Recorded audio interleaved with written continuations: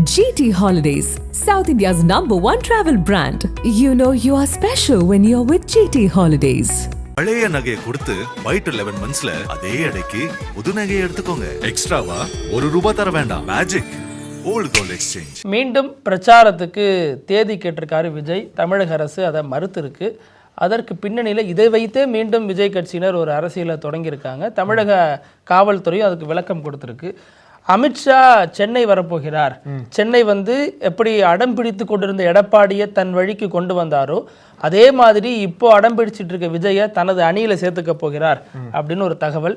இன்னொரு பக்கம் விஜய் கட்சியில ஒரு புதிய உற்சாகம் பிறந்ததற்கு காரணம் ஆதவ் அர்ஜுனா போட்டிருந்த அந்த ட்வீட் இருக்கு இல்லையா, அதை சென்னை ஹைகோர்ட் வந்து குவாஷ் பண்ணிட்டாங்க. அது ஒரு வழக்கு இல்லை, அந்த வழக்கை ரத்து பண்ணிட்டாங்க. இதன் மூலமாக தாவேகால புதிய உற்சாகம் பிறந்திருக்கு. இதுல நிறைய விஷயங்கள் இருக்கு, விரிவா பேசிடலாம். Welcome to sensation.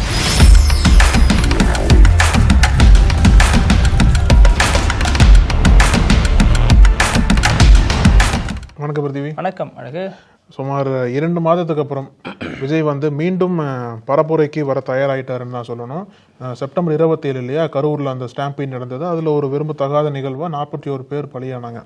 அதைத் தொடர்ந்து பல சர்ச்சைகள் கிளம்பிச்சு, பல மாறி மாறி குற்றச்சாட்டுகள் வைக்கப்பட்டது. சிபிஐலாம் விசாரிச்சுட்டு இருக்காங்க. இப்போ சிபிஐ விசாரணை ஒரு பக்கம் போயிட்டு இருக்கிற சமயத்தில் விஜய் வந்து அடுத்த கட்ட பரப்புரைக்கு தயாராகிட்டாரு. சேலத்தில் வந்து பரப்புரை பண்ணுறதுக்காண்டி அனுமதி கேட்டிருந்தாங்க போல. இது அவங்க கட்சிக்கு ஒரு சின்ன ஒரு பூஸ்டப் தான். ஏன்னா இது வரைக்கும் விஜய் 2 வருஷம் வெளியே வரல. அவர் பரப்புரையில் விழுந்த ஒரு மிகப்பெரிய தடை அப்படின்னு பார்க்கப்பட்ட சமயத்தில், தேர்தல் இருக்கிற சமயத்தில் விஜய் மீண்டும் வெளியில வராருன்னு சொல்லிட்டு கட்சிக்காரங்க கொஞ்சம் மகிழ்ச்சியில் இருந்தாங்க. ஆனா எனக்கு என்ன ஒண்ணு புரியலன்னா, அந்த பிரச்சனை நடந்துச்சு, 1 மாசம் உள்ள இருந்தாரு. அதற்கப்புறம் ஒரு பொதுக்குழு, சிறப்பு பொதுக்குழு கூட்டிலாம் ஒரு பக்கம் டிவிக்கே இன்னொரு பக்கம் டிஎம்கே அப்படிலாம் பேசினாரு. பேசிட்டு போனவர் மறுபடியும் உள்ள போயிட்டாரு. இந்த எஸ்ஐஆர் போராட்டத்துக்குலாம் கட்சிக்காரங்க தான் போராடுறாங்க. தலைவர் ஒரு இடத்துல கூட போராட்டத்துல இறங்கல, ஒரு முகமும் வெளில தரல. வந்தா பிரச்சாரம் தான் வருவேன், வந்தா சிஎம் தான் வருவேங்கிறதுல உறுதியா இருக்காரு விஜய். இல்ல, போராட்டம் பண்றதே விஜய் தானே. விஜய் வெளில வரலாம், போராட்டம் பண்றதே விஜய் தானே. அவர் தான் சொல்லுவாரு, உங்கள் விஜய், மதுரை மேற்கு விஜய், மதுரை கிழக்கு விஜய், அது மாதிரி போராட்டம் பண்றதே விஜய் தானே. அந்த மாதிரிதான் இப்ப வந்து மீண்டும் பரப்புரைக்கு சேலத்திற்கு வர போறதா அனுமதி கேட்டிருந்தாங்க. ஆனா காவல்துறை கொஞ்சம் உஷாரா, சரி மீண்டும் அந்த மாதிரி நிகழ்வு நடந்துருமோ அப்படின்ற ஒரு குழப்பத்துல, அப்படின்ற ஒரு கேள்வியில வந்து, ஏன்னா அங்க வந்து நிறைய நிகழ்ச்சிகள் நடக்குது. தீபம் திருவிழா நடக்க போது, அதுக்கு அடுத்த நாள்ல தான் அயோத்தியில பாபர் மசூதி இடிச்சாங்க இல்லையா, அதனுடைய நினைவு தினம் வரப்போகுது. பொதுவாகவே தமிழ்நாடு மட்டும் இல்லாம இந்தியாவே அந்த நாள்ல ரொம்ப பரபரப்பா இருக்கும். இது ரொம்ப ஒரு சென்சிட்டிவான நாட்களா இருக்கு. வேற ஒரு நாள்ல நீங்க சூஸ் பண்ணி கொடுங்க, நாங்க அலோவ் பண்றோம். அது மட்டும் இல்லாம நீங்க கொடுத்த மனுவுல எத்தனை பேர் வருவாங்கங்கிற தெளிவு இல்ல, அதையும் நீங்க தெளிவா கொடுங்கன்னு காவல்துறை கேட்டிருக்கு. ஏன்னா முன்னாடி சர்ச்சை கிளம்புச்சு. அதாவது நீங்க கேட்டதே 10,000 பேர் தான் கேட்டீங்க, ஆனா வந்ததுனமோ அதுக்கு மேல வந்தாங்க. மேற்படியும் காவல்துறை வந்து பாதுகாப்பு கொடுத்ததா சொல்றாங்க. அது சிபிஐ விசாரணை போயிட்டு இருக்கு. இந்த பக்கம் பாத்தீங்க அப்படின்னா அதே காவல்துறை என்ன சொல்றாங்க அப்படின்னா, சேலத்துல அதாவது அனுமதி முற்றிலுமா மறுக்கல, நீங்க கேட்ட தேதியில வந்து ஆல்ரெடி இந்த மாதிரி பல சென்சிட்டிவான இஷ்யூஸ் எல்லாம் அங்க வந்து அங்க அதுக்காக பாதுகாப்பு கொடுக்க வேண்டிய தேவை எழுந்திருக்கு, அதனால வேற தேதியை கேளுங்கன்னு தான் சொல்றாங்க போல. ஆனா இவங்க வந்து மறுபடியும் காவல்துறை வந்து எங்களுக்கு வந்து தடை பண்றாங்க, மறுப்பு தெரிவிக்கிறாங்க அப்படின்ற மாதிரி ஒரு எதிர்ப்பை வந்து இவங்க பதிவு பண்ணிட்டு வராங்க. இந்த தேதியை கேட்கிறப்பே தெரிஞ்சிருக்காதா, இப்படி ஒரு சென்சிட்டிவான நாட்களுக்கு இடையில ஒரு தேதியை கேட்கிறமே, ஏதாச்சும் ஒண்ணுன்னா அது எவ்வளவு பெரிய ஃபயர் ஆகும் அந்த நாட்கள்ங்கிறது ஏற்கனவே கரூர்ல பார்த்தாச்சு. அதுக்கப்புறம் அது எல்லாமே விஜய் கையில தான் இருக்கு. இப்போ நெறிமுறைப்படுத்துறதாகட்டும், அப்புறம் கேரவன்ல இருந்து ரொம்ப நீண்ட பயணம் பண்ணாம அதுவுமே யோசிக்கிறாரு. அங்க சேலத்துல அனுமதி மறுத்துட்டாங்க. போலீஸ்காரங்க பண்ண முதல் தப்பு அதுதான், அனுமதி மறுத்துட்டாங்க. உடனே விஜய் என்ன பண்ண போறாரு, சேலத்துல இருக்கிறவங்க எல்லாம் அள்ளிட்டு பணியூருக்கு வாங்க பேசிடலாம் அப்படின்னு முடிவுக்கு வராரான்னு தெரியல. ஆனா என்ன விஜய் தரப்புல யோசிக்கப்படுது அப்படின்னா, அங்க இப்ப கார்லயே போயிட்டு, அதாவது அந்த இடத்துல ஒரு பொதுக்கூட்டம் மாதிரி போட்டு அங்க கார்ல நின்றபடி பிரச்சாரம் பண்றதா, அல்லது மேடை போட்டு பிரச்சாரம் பண்ணலாமாங்கிற ஒரு யோசனை போயிட்டு இருக்கு. அதே மாதிரி விஜய் கட்சியில ஆல்ரெடி இப்ப ரிட்டையர்ட் ஆன அதிகாரிகள்லாம் இருக்காங்க இல்லையா, அவங்களை எல்லாரையும் ஆர்கனைஸ் பண்ணி அவங்க மூலமா தொண்டர் படை அப்படின்னு ஒரு படையை கட்டி எழுப்பிட்டு இருக்காங்க. அவங்களுக்கு நல்ல ட்ரைனிங்கும் கொடுத்துட்டு இருக்கிறதாக தகவல். அந்த படை மூலமாக விஜய் போகிற ஒவ்வொரு இடத்துலயும் அந்த தொண்டர் படையே உரிய பாதுகாப்பு வரக்கூடிய ரசிகர்களுக்கும் அவரது கட்சி நிர்வாகிகளுக்கும் தரப்போறாங்க அப்படிங்கறதான் முதற்கட்ட செய்தியா இருக்கு. இப்ப சேலத்துல மறுத்திருந்தாலும் மீண்டும் வேற ஒரு தேதியில போய் கொடுக்கிறோம் அப்படின்னு இருக்காங்க. இதுல வந்து இந்த 2 மாதங்கள்ல பாத்தீங்க அப்படின்னா பல காட்சிகள் மாறிடுச்சு. இதுக்கு முன்னாடி அரசியல் கட்சிகளை எப்படி பிரச்சாரம் பண்ணாங்களோ அந்த பிரச்சார முறையை வந்து அரசியல் கட்சிங்க மாத்தி ஆகணும்னு சொல்லிட்டு நீதிமன்றமே சொல்லியிருக்காங்க. பல வரிமுறைகளை தமிழக அரசும் சொல்லியிருக்கு. எந்த கட்சி பொதுவில் பேசுறாங்களோ அவங்களை நோக்கி மக்கள் வர்றாங்க அப்படின்னா அந்த மக்கள் மக்களுடைய உயிர்களுக்கு எல்லாம் அந்த கட்சி தான், அந்த நிர்வாகிகள் தான் பொறுப்பு அப்படின்றாங்க. அது எல்லா கட்சிகளுக்கும் சேரும். ஸோ அந்த மாதிரி மீண்டும் அந்த ரோட் ஷோ பண்றது, மீண்டும் பரப்புரை பண்றதெல்லாம் கொஞ்சம் குறைச்சிக்கணும். அதுக்கு பதிலாக தான் ஊருக்கு வெளியில ஒரு பெரிய மைதானமா பார்த்து அங்க ஒரு கூட்டம் போட்டிங்கன்னா பிரச்சனை வராதுன்னு சொல்லிட்டு தான் நீதிமன்றமே சொல்லியிருந்தாங்க இல்லையா. இப்போ விஜய் வந்து அந்த மாதிரி சேலத்தில் பண்ண போறாரா, இல்ல மீண்டும் நான் வந்து பழையபடி தான் பண்ணுவேன்னு சொல்லிட்டு ரோட் ஷோ வந்து இறங்கி பண்ண போறாரா? அதுக்கு ஃபர்ஸ்ட் காவல்துறை அனுமதி கொடுக்குமா? அனுமதி இல்ல. இப்ப அதுல என்ன சொல்றாங்கன்னா, இப்ப பிரதமர் வந்துட்டு போனார் இல்லையா, வந்தப்ப என்ன சொன்னாரு, பீகார் காத்து தமிழ்நாட்டிலையும் வீசுதுங்கிற மாதிரி சொன்னாரு. அதை அடுத்து அங்க இருக்கக்கூடிய பலருக்கும் ஒரு உற்சாகம் வந்துடுச்சு. இதுல முன்னாள் மாநில தலைவர் கடைசி வரைக்கும் அவர் கலந்துக்கிறதுக்கான வாய்ப்பு தரப்படலை அப்படிங்கறத செய்தியா இருந்துச்சு. எங்க இது ஒரு தேவையில்லாத விவாதமா மாறிடுமோங்கிற அடிப்படையில் அவருக்கு அதை நம்மளே பேசியிருந்தோம். அதை வந்து வாய்ப்பு தரப்படல, ஆனா இறுதியில் எப்படி வேணா மாறலாம்னு சொல்லிட்டு பேசியிருந்தோம். அதுபடி மாறிடுச்சு. அவரும் வந்து பாத்துருக்காரு. அவர் வந்து தோலை தட்டி கொடுத்தாரு இல்லையா, அது ரெண்டு விதமா பேசுறாங்க. அப்ப தோலை தட்டி கொடுத்துட்டாரு, அடுத்து பெரிய பொறுப்பு எங்க அண்ணனுக்கு காத்திருக்கு, எலெக்ஷன் ஒட்டி பொறுப்பு கொடுத்தா பாருங்க நாங்க யாருன்னு காட்டுறோம் அப்படின்னு ஒரு தரப்புல பேசுறாங்க, அவரது ஆதரவாளர்கள் பேசுறாங்க. இன்னொரு தரப்புல என்ன சொல்றாங்கன்னா, நிறைய தவறு பண்ணிருக்காரு, உரிய நடவடிக்கை விரைவில் அவங்க மேல பாயும், இப்படியே ஒழுங்கா இருந்துங்க அப்படிங்கிற மாதிரி ஒரு மிரட்டலான தட்டி கொடுத்தலா பார்க்கணும் அப்படின்னு ஒரு தரப்புல சொல்றாங்க. இது ரெண்டு தரப்புல போயிட்டு இருக்கப்பதான் இன்னொரு விஷயம் என்ன சொல்றாங்க அப்படின்னா, கொஞ்சம் வரலாறு திரும்பி பாருங்க. இப்போ இந்த பீகார் வெற்றி கொடுத்த ஒரு புது தெம்பு இருக்குல்ல, அது பாஜகவை என்டிஏ கூட்டணியை இன்னும் அசுரபலத்தோட எழுச்சி பெற செஞ்சிருக்கு. அவங்க கடந்த கால வரலாறு என்ன இருக்கு, அமித்ஷா பொறுத்த வரைக்கும் எடப்பாடி என்ன சொன்னாரு, உறுதியா சொன்னாரு, இனிமே பாஜகவோட கூட்டணியே கிடையாது அப்படின்னாரு. அப்புறம் நிறைய விமர்சிச்சாங்க, அதிமுக தலைவர்கள் விமர்சிச்சாங்க, கடுமையான விமர்சனங்கள்லாம் ரெண்டு தரப்புலையும் பரிமாறப்பட்டது. ஆனாலும் அந்த எடப்பாடி பழனிசாமியை தனது வலையில அமித்ஷா எளிதா வீழ்த்தினார். என்ன சொன்னாங்கன்னா, கடைசி வரைக்கும் போவாரா போமாட்டாரான்னு ஒரு எதிர்பார்ப்பு இருந்துச்சு அந்த ஹோட்டலுக்கு. கடைசியா ஒரு ஆடிட்டர் வீட்டுல டீ குடிச்சிட்டு ஈஸியா விஷயத்தை முடிச்சுட்டு போயிட்டார் அமித்ஷா. அதற்கப்புறம் தான் எடப்பாடியினுடைய பிடிவாதம் தளர்த்தப்பட்டுச்சு. அதுக்கு நிறைய காரணங்கள், ஒரு சம்பந்தி வீட்டுல ரெய்டு போனாங்க, ஈடி போனாங்க, நிறைய வழக்கு விசாரணை இருந்துச்சு, அமைச்சர்கள் முன்னாள் அமைச்சர்கள் மேல இருந்துச்சு, 1000 காரணம் சொன்னாலும் அந்த கூட்டணி உறுதியாயிடுச்சு. அதே மாதிரிதான் இப்ப விஜய் முரண்டு பிடிக்கிறாரு, பாஜக உள்ள வரமாட்டேங்கிறாரு, கூட்டணியோட சேர மாட்டேங்கிறாரு அப்படிங்கிற ஒரு பிரச்சனை போயிட்டு இருக்கு.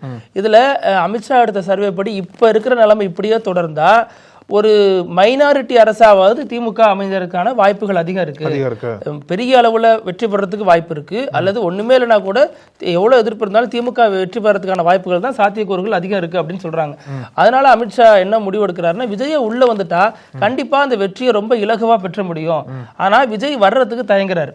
ஆனா இப்போ என்ன மைண்ட் செட், இப்போ சிபிஐ எல்லாம் வழக்கு விசாரணை பண்ணிட்டு இருக்காங்க. அதுலயும் சிபிஐ என்ன குறிப்பா பண்றாங்கன்னா, அந்த வேன்ல அந்த பிரச்சனை நடக்கிற சமயத்துல ஆதவ அர்ஜுனா விஜய் கிட்ட நம்ம ஒன்னு காதல சொல்லுவார் இல்லையா, அது என்னங்கிறது தான் இப்ப சிபிஐ விசாரிச்சுட்டு இருக்கா. அப்ப வந்து தண்ணி பாட்டில தூக்கி போட்டது யாரு, அந்த கரண்ட் கட் பண்ணிச்சா உண்மையா, அதெல்லாம் நிறைய விசாரணை போயிட்டு இருக்கு. அதுல இதுவும் ஒரு முக்கியமான விசாரணையா இருக்கு. அதற்கு அடுத்த கட்டத்துல ஆதவ அர்ஜுனாவையும் விஜயும் நோக்கி தான் சிபிஐ அதிகாரிகள் வரப்போறாங்க, விசாரணையை துரிதப்படுத்திட்டு இருக்காங்க அப்படிங்கிறது இது ஒரு பக்கம் போயிட்டு இருக்கு. இப்ப அமித்ஷாவுடைய விஜய என்டிஏ கூட்டணியில இன்க்ளூசிவா அழைச்சிட்டு போகணுங்கிற அந்த திட்டம் ஒரு பக்கம் போயிட்டு இருக்கு. இன்னொரு பக்கம் தமிழக அரசு இப்ப என்ன பண்றதுனே தெரியல, தமிழக அரசு கையை விட்டு இந்த வழக்கெல்லாம் போயிடுச்சு. இப்போ அதை நீட்சியா தான் ஆதவ அர்ஜுனா போட்ட வழக்கும் சென்னை உயர்நீதிமன்றத்துல குவாஷ் செய்யப்பட்டிருக்கு. அது ஒரு பெரிய விஷயம் இல்லை அப்படிங்கிற மாதிரி தள்ளுபடி பண்ணிட்டாங்க. அதுல தவறு ஒண்ணும் இல்லைங்கிற அடிப்படையில் அதை பண்ணிருக்காங்க. இத்தனைக்கு எஸ் வி சேகர் வழக்கெல்லாம் மேற்கோள் காட்டியிருக்காங்க. எஸ் வி சேகர் ஒரு பெண் பத்திரிகையாளரை நேரடியா எந்த விமர்சனமும் வைக்கல, ஆனா ஒரு இதை வந்து ஃபார்வர்ட் பண்ணினாரு, ரீசார்ட் பண்ணப்பதான் அந்த பிரச்சனை வந்துச்சு. அப்ப இதே மாதிரி வந்தப்ப நீதிமன்றம் அதை குவாஷ் பண்ண முடியாதுன்னு சொன்னுச்சு. இதுல எப்படி குவாஷ் பண்றீங்க, அந்த மாதிரியான வாதங்கள்லாம் வைக்கப்படுச்சு திமுக சார்பில். ஆனாலும் அதையெல்லாம் கவனத்தில் எடுத்துக்கிட்ட நீதிமன்றம் இந்த வழக்கை ரத்து பண்ணிருக்கு. இது ஒரு பக்கத்துல அவங்களுக்கு பெரிய உற்சாகத்தை கொடுத்தாலும் இந்த சிபிஐ வழக்கு நெருக்கடி அப்படிங்கிறது இன்னும் இருந்துகிட்டே இருக்கு அப்படின்னு சொல்லப்படுது. இந்த ஆதவ அர்ஜுனா நீதி வெல்லும் சொல்லுதுனா போட்டாரா விஜய்? போட்ட இது வரைக்கும் எதுவும் போடல. இனிமே போட வாய்ப்பு இருக்கு. ஆமா, நீதி வெல்லுன்னு போட்டா பரவாயில்ல, சட்டையை பிடிச்சி அடிப்பான் அப்படிம்பாரு. இல்லன்னா வெள்ள யங்ஸ்டர் வந்து ஒரு காலேஜ்ல இருந்து திரண்டு வருவாங்க, அவங்க கையில எல்லாம் ஆயுதம் மாதிரி வச்சிருப்பாங்க, செல்போனை கத்தி மாதிரி வச்சிருப்பான் அப்படிம்பாரு. அந்த இதுல மிஸ் ஆனாரு. இதுல எப்படி இதுல வழக்கு போடாம விட்டாங்க அப்படின்னு தெரியல. ஏன்னா இதுல அவர் பேசுனது எல்லாமே அதே ரகத்திலான பேச்சு தான். ஆமா, எல்லாம் ஒரு இன்சைட் பண்ற மாதிரி தான், இன்ஸ்டிகேட் பண்ற மாதிரி தான் பேசியிருந்தாரு, தூண்டி விட மாதிரி பேசியிருந்தாரு. அதான் நேபாள மேட்ச் பண்ணி பேசும்போது அதான தெரிஞ்சது. நேபாளம் இலங்கையை ஒருத்தர் பேசுறாருன்னா அது எப்படி இப்படி பேசாம இருந்திருப்பாரு. அவ்வளவு பெரிய போராட்டம் பண்ணி அங்க இருக்கக்கூடிய பிரதமர் புரட்சி வெடிக்கும் அப்படிங்கிற மாதிரி சொன்னாங்க. ஒருத்தர் சாலையில நடமாட முடியாது அப்படின்லாம் சொன்னாரு. அதை நீதிமன்றம் வந்து எப்படி எடுத்துக்கிட்டா உள்நோக்கம் இல்லாம போட்டிருக்காரு அப்படிங்கிற மாதிரி தான் அந்த பார்வையில எடுத்து அதை வழக்க ரத்து பண்ணிருக்காங்க. இப்படி அமித்ஷா வர்றதுக்கான எந்த அறிகுறியும் இல்ல. ஆனா அமித்ஷா அவருடைய பயண திட்டத்துல தமிழ்நாடு இருக்கு. பீகார் வெற்றிகரமா முடிந்த மாதிரி தமிழ்நாட்டையும் நம்ம அட்லீஸ்ட் குறைந்தபட்சம் ஒரு இரட்டை இலக்கத்திலேயாச்சும் எம்எல்ஏ நம்ம எடுத்துடணும், இங்க இந்த எலெக்ஷன்ல நம்ம வேர் பிடிச்சு நின்னுறணும் அப்படிங்கறதா பாஜகவினுடைய திட்டமா இருக்கு. அதுல விஜய் எப்படியாவது சேர்த்தே தீரணும் அப்படிங்கறது அவங்களுடைய அடுத்த கட்ட ஸ்கெட்சா இருக்கு. குறிப்பா வந்து அமித்ஷாக்கு வந்து ஒரு நல்ல அப்பர் ஹேண்ட் இருக்கு. என்ன அப்படின்னா, பீகாரோட வெற்றி, அதாவது 2024 லோக்சபா தேர்தலுக்கு அப்புறம் ஒவ்வொரு சட்டமன்ற தேர்தலுமே பாஜக வந்து கிராக் பண்ணியிருக்காங்க. மகாராஷ்டிரா, ஹரியானா, டெல்லி, அப்புறம் வந்து பீகார், இங்க எல்லாமே வந்து அமித்ஷாவோட வியூகம் தான் வெற்றிகரமா வேலை செஞ்சிருக்கு அப்படின்ற மாதிரி ஒரு புரிதல் இருக்கு இல்லையா. அந்த ஒரு அப்பர் ஹேண்ட் எடுத்து தான் அமித்ஷா வந்து இங்கேயும் ஏடிஎம்கே இடத்துல வந்து பெருசா ஒரு இன்ஃப்ளூயன்ஸை ஏற்படுத்த பார்ப்பாரு. அதாவது எப்படி அப்படின்னா, தமிழ்நாட்டிலையும் வந்து யாராருக்கு எத்தனை சீட்டுகள் கொடுக்க வேண்டிய அந்த முடிவை கூட அமித்ஷா அதை எடுப்பார், எடப்பாடியில் எடுக்க முடியாது. இப்போ பாஜக என்ன சொல்றாங்க அப்படின்னா, குறைஞ்சது 50 தொகுதிகள் எங்களுக்கு மட்டும் வேணும். அதாவது இப்போ சில பேர் 80ன்றாங்க, சில பேர் 30ன்றாங்க. ஆனால் எடப்பாடி தரப்புல இருந்து 20 தொகுதியில் கொடுக்குறதா சொல்றாங்க. 20 லாஸ்ட் டைமே கொடுத்தீங்களே எங்களுக்கு, இந்த வாட்டி கூட கொடுங்க, ஏன்னா நாங்கள் எல்லா இதுலையும் ஜெயிச்சுட்டே வரோம், இந்தியா முழுக்க பல மாநிலம் நாங்கள் தான் ஆட்சி பண்ணிட்டு இருக்கோம். அப்படி இருக்கிற சமயத்தில் இங்கேயும் அதிமுகவும் சேர்ந்து வெற்றி பெறணும் அப்படின்னா அமித்ஷாவோட வியூகத்திற்கு அதிமுக ஒத்துக்கணும். அமித்ஷாவோட வியூகம் என்ன, பாஜக அதிக இடங்களில் போட்டி போடணும். குறைஞ்சது 50 இடங்களை கேட்கறதுக்கு பாஜக தயாராயிட்டாங்க. அப்படி இடங்கள் என்னதான் 10வது ஜெயிக்க முடியும். இப்போ அப்படி கூட்டி கழிச்சு பார்த்தோம்னு வச்சுக்கோங்க, அதிமுக கடைசியில் வந்து 140-150 இடங்களை போட்டி போடுவாங்க. பாக்கி இருக்கக்கூடிய அந்த 80+ தொகுதிகள் எல்லாமே கூட்டணிக்கு தான். அது பாஜக சொல்றாங்க, அப்புறம் தேமுதிக வரும் மாதிரி சொல்றாங்க, பாமக வரும்ன்ற மாதிரி சொல்றாங்க. எல்லாத்துக்கும் பிரிச்சு பிரிச்சு கொடுக்கணும்ல. ஆனா ஃபைனல் கால் வந்து அமித்ஷா மட்டும்தான் எடுப்பாரு. யாருக்கு எத்தனை தொகுதிகள் எங்கெங்கெல்லாம் போட்டி போடணுன்ற ஒரு முடிவை வந்து அமித்ஷா மட்டும்தான் எடுப்பாரு. அதுல அமித்ஷாவை எடப்பாடியால் எதிர்த்து பேச முடியாது. ஏன்னா எடப்பாடிக்கும் ஒரு வெற்றி தேவைப்படுது. ஏன்னா அதிமுக வரலாற்றிலே வந்து தொடர்ந்து 2 முறை சட்டமன்ற தேர்தல் தோத்ததே கிடையாது. அந்த ஒரு வரலாற்றை வந்து எடப்பாடி பழனிசாமி அவரோட தலைமையில் நிகழ்த்திடக்கூடாது. அதுக்கு வந்து ஏற்கனவே வெற்றி வியூகமா பார்க்கப்படக்கூடிய அமித்ஷாவோட வியூகத்துக்கு எடப்பாடி பழனிசாமி பணிஞ்சு போயிடுவார். அவரால் பெருசா ரெஸ்ட்ரிக்ட் பண்ண முடியாது, பெருசா அப்போஸ் பண்ண முடியாது. பெருசா அப்போஸ் பண்ணாங்க அப்படின்னா எடப்பாடிக்கும் சேர்ந்தா தோல்வி வரும். அதனால வந்து அவர் இந்த தோல்வி விரும்புவாரான்னு தெரியல ஃபர்ஸ்ட். ஏன்னா இப்பவே வந்து 10 தோல்வி பழனிசாமின்னு சொல்ல ஆரம்பிச்சிட்டாங்க இல்லையா. அதனால இங்கேயே வந்து அமித்ஷா எடுக்கிற முடிவு தான் இறுதி முடிவா இருக்கும். அதிமுக அந்த கூட்டணிக்கு தலைமையா இருக்குமே தவிர ஒவ்வொரு முடிவுமே அமித்ஷா தான் எடுப்பாரு. அதற்காக தான் அமித்ஷா விரைவில் தமிழ்நாட்டுக்கு வந்து இறுதி பட்டியலாம் பேச்சுவார்த்தை முடியுன்ற மாதிரி சொல்றாங்க. இதுல இன்னொரு கோணமும் சொல்லப்படுது. ஒண்ணு விஜயை உள்ள வச்சுக்கிறது, அல்லது விஜயை வெளியில வச்சு தனக்கான காரியங்களை சாதிச்சுக்கிறது. விஜய் இப்ப கூட்டணியில் இல்லாத நேரத்திலையும் திமுக வாக்குகள் எப்படி குறி வச்சு காலி பண்ணலாம் அப்படிங்கிறதுக்கு விஜயோட டிடிவி, ஓபிஎஸ் இணைத்து வைத்து ஒரு மாதிரியான பேச்சுவார்த்தை நடத்தப்படுது. ஆனா பெரும்பான்மையா என்டிஏ கூட்டணியில இவங்களை ஒருங்கிணைக்கிறது தான் அமித்ஷாவுடைய பிளானா இருக்கு.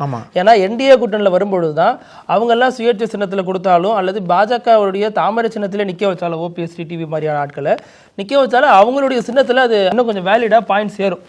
இத்தனை வாக்குகள், இத்தனை வாக்கு சதவீதம் சொல்லிட்டு அடுத்த முறை பேரம் பேசுறது அது ஒரு நல்ல ஒரு வாய்ப்பா இருக்கும். அதனால அதையும் வந்து அமித்ஷா கவனத்தில் கொள்கிறார் அப்படின்னு சொல்றாங்க. ஏன்னா இப்ப பீகார் தேர்தல் எப்போ முடிவுங்கிறதுக்காக தான் காத்திருந்தாங்க.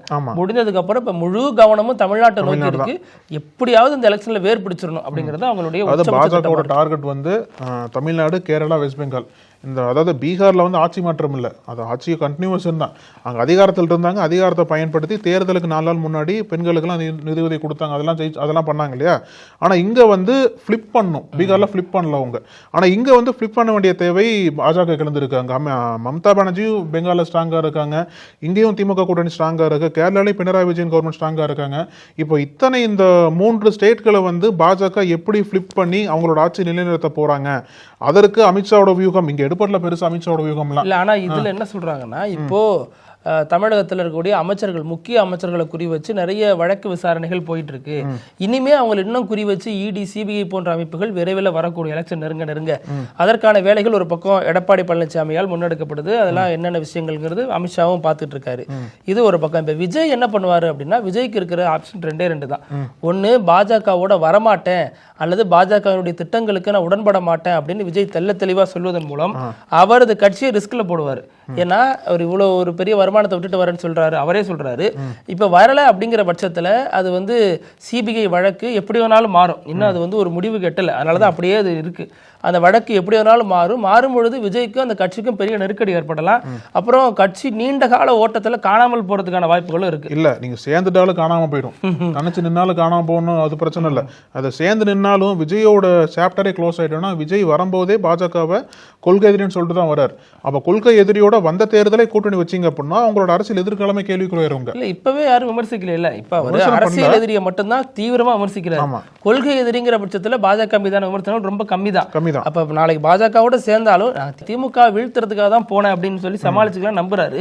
அதே மாதிரி இப்ப விஜயனுடைய அடுத்த இது ஒருவேளை இப்ப விஜய் பாஜகவோட கூட்டணி வச்சுட்டாரு அப்படின்னா கொஞ்ச நாள் இதோட சேர்ந்து இணைந்து பயணிச்சுட்டு அதுக்கப்புறம் நம்ம பவன் கல்யாண் மாதிரி அடுத்த கடத்தை நோக்கி நம்ம பயணிக்கலாம் அப்படிங்கிற ஒரு இலக்கும் ஒரு எண்ணமும் அந்த டீமுக்கு இருக்கிறதாக சொல்லப்படுது. இருக்கு, கரெக்ட் தான். பட் வந்து இவர் தான் சிஎம் இமேஜ்ல இருக்காரு, இவர் தான் சொல்லிட்டாரு இவர் தான் சிஎம் கேண்டிடேட் பண்ணிட்டு. இல்ல இது கட்சியும் பாதிக்கும். பாஜக எதிர்த்தாருன்னா கட்சி பாதிக்கும், விஜய் தனிப்பட்ட முறையில் பாதிக்கப்படுவார், அவரது சினிமா வாழ்க்கையும் பாதிக்கப்படும். அப்புறம் சிபிஐ வழக்குங்கிற பேரில் அந்த கட்சியே மொத்தமாக டிஸ்மேண்டில் பண்ணுறதுக்கான வேலைகள்லாம் நடக்கும். அதுக்கு நம்ம தப்பிச்சு இப்போ எம்ஜிஆர் பாணியை கையில் எடுக்கிறாருன்னு சொல்கிறாங்க.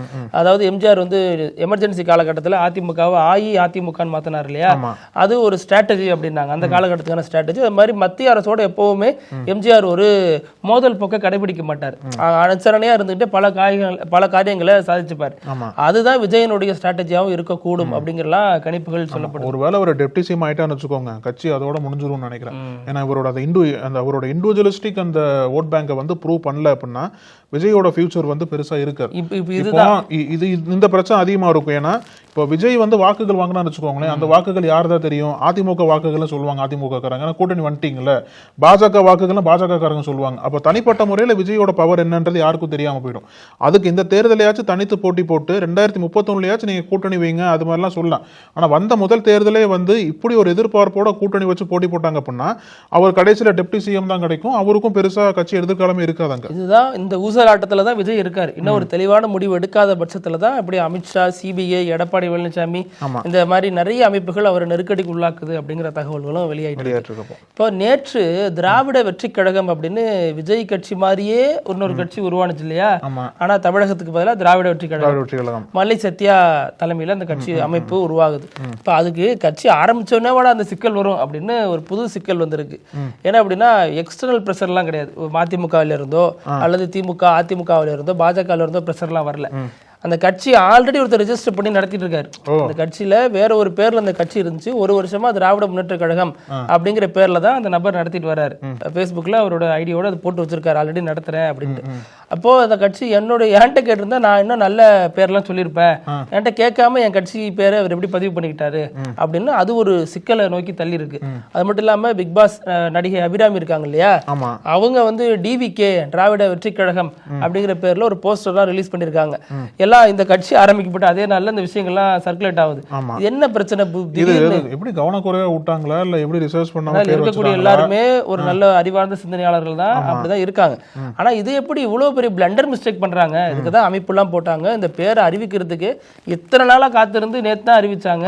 அப்ப எப்படி இதுல இவ்வளவு பெரிய மிஸ்டேக் செஞ்சாங்க அப்படிங்கறத நீங்க சொல்றீங்களா? அந்த இன்னொரு கட்சி அவர் Facebookல அரசியல் பண்ணுவான்னு நினைக்கிறதான் வெள்ளை யாருக்கும் தெரியாம இருந்தது களத்துல. செய்யப்பட்ட கட்சியா தானே இருப்பாரு, பண்றப்ப செக் பண்ணி பார்த்தானே பண்ணிருக்கணும். களத்துல யாருக்கும் தெரியல போல அந்த கட்சி இருக்கு அப்படின்ட்டு. அதனால வந்து இந்த பேர் இருக்குன்னு சொல்லிட்டு எடுத்திருப்பாங்க. இப்போ அவர் வந்து கிளைம் பண்ண ஆரம்பிச்சிருக்காரு. சோ இப்போ பேர் மாத்திக்குவாரா இல்ல அவரை கன்வின்ஸ் பண்ணி அவரை மாத்த வைப்பாங்களா அப்படின்றத பார்க்கணும். நிகழ்ச்சியினுடைய கடைசி பகுதி இப்படி எல்லாமா நடக்கும் அப்படிங்கிற வினோத செய்தி எங்க அதிகமா இருக்கும் அப்படின்னா சீனாவில தான் இருக்கும். இன்னைக்கு நான் அங்கே தான் ஒரு செய்தியை பொறுக்கிட்டு வந்திருக்கேன். என்ன சொல்றாங்க அப்படின்னா, சீனாவில் ஒரு இன்செக்ட் மியூசியம் அப்படின்னு பூச்சிகள் அருங்காட்சியகம் ஒன்று இருக்கு.